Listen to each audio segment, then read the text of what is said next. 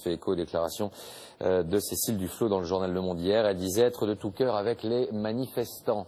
Il y a un mois, on apprenait que le premier cœur au monde totalement artificiel posé sur un homme de 76 ans était français. Une opération qui intervenait après des années et des années de recherche et après l'investissement de plus de 100 millions d'euros. Alors, qui croit en ces aventures scientifiques? Qui finance cette recherche? Exemple concret avec ce grand format signé Jean-Daniel Flézaquier et Claire-Marie Denis. Dans 10 minutes, cette patiente partira vers le bloc opératoire où on va réparer sa vertèbre fracturée. Vous souffrez beaucoup? Oui, énormément dans la fesse et ça redescend dans la cuisse. C'est la 4e vertèbre lombaire qui est cassée. Pour la soulager, le chirurgien va utiliser une sorte de petit cric, le spine jack.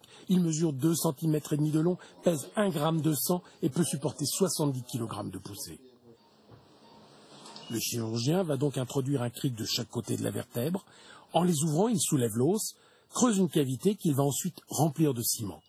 À la fin de l'intervention, la vertèbre aura retrouvé plus de 80% de sa hauteur initiale et la patiente se lèvera dès le lendemain. On met plus de vis, on met plus de corset, on n'est plus alité pendant 3 mois. Oui, c'est révolutionnaire. Le docteur Pouletti suit avec intérêt l'intervention. Avec sa société d'investissement, il a aidé la petite start-up Vexim à mener à bien ce projet.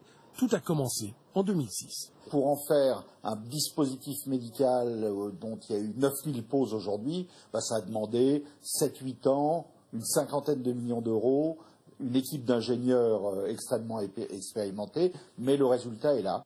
Truffle Capital, la société du médecin, soutient 60 petites compagnies innovantes et a investi près de 600 millions d'euros. Mais c'est peu à l'échelle mondiale. En 5 ans, en effet, les investissements dans la recherche biomédicale ont progressé de 33% en Chine, de 11,5% en Corée du Sud, de 10% à Singapour, pendant qu'ils reculaient de 0,4% en Europe. Les sociétés françaises risquent donc d'être absorbées par des groupes étrangers. La solution à ça, c'est quoi? Eh bien, c'est que l'épargne des Français, qui est colossale, soit plus investie dans les entreprises françaises pour qu'elles demeurent indépendantes et puissent croître. Le bon exemple, c'est Carmat. Cette société a mis au point le premier cœur artificiel au monde. Inventé par le professeur Carpentier, il bat dans la poitrine d'un homme depuis décembre 2013.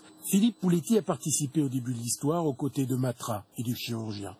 Ce cœur devrait être testé sur 20 malades avant de pouvoir être vendu dans 3 à 5 ans. Mais Carmat a déjà pu disposer de 100 millions d'euros grâce en partie à 14 000 petits actionnaires. Chacun a dans sa famille un cardiaque.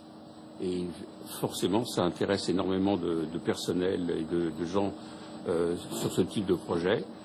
C'est une belle aventure. Une aventure rentable également puisque le cours de bourse de Carmat a progressé de 230% en 3 ans. La dernière journée des JO de Sochi et d'abord cette petite frayeur ce matin pour les 3 médaillés français de l'épreuve de ski cross. Le Canada et la Slovénie avaient déposé un recours contre le pantalon des Français qu'ils jugeaient trop aérodynamique. Eh bien, le tribunal arbitral a rejeté cette demande.